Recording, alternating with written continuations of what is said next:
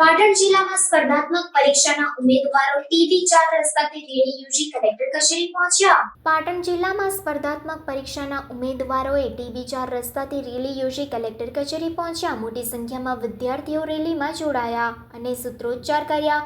યુવા અધિકાર ન્યાય ચળવળ અને NSUI દ્વારા વિરોધ. કલેક્ટર કચેરીની બહાર વિદ્યાર્થીઓ મોટી સંખ્યામાં ભેગા થયા. મોટી સંખ્યામાં વિદ્યાર્થીઓ ભેગા થઈ સરકાર વિરુદ્ધ સૂત્રોચ્ચાર કર્યા. સ્પર્ધાત્મક પરીક્ષા માટે CBRT પદ્ધતિ નાબૂદ કરવામાં આવે તેમજ ફોરેસ્ટ ભરતીમાં નોર્મલાઇઝેશન કર્યા બાદ દરેક ઉમેદવારના માર્ક્સ પ્રસિદ્ધ કરવામાં આવે તેવી માંગ કરવામાં આવી છે. સ્પર્ધાત્મક પરીક્ષાના એક સાથે 500થી વધુ જેટલા ઉમેદવાર કલેક્ટર કચેરીની બહાર સૂત્રોચ્ચાર કરીને સરકારની ગૌણ સેવા પસંદગી બોર્ડ સામે વિરોધ નોંધાવ્યો હતો.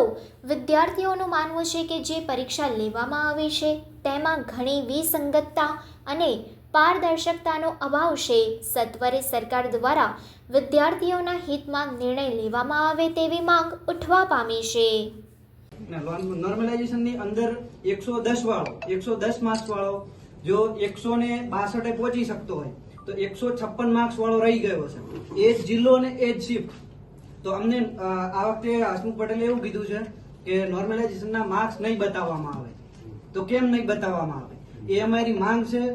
અને બીજી કેન્દ્રની બધી પરીક્ષાઓ માર્ક્સ આપે છે એ લોકો. તો આ કેન્દ્રની બધી જે પરીક્ષાઓ લે છે SSC GD ને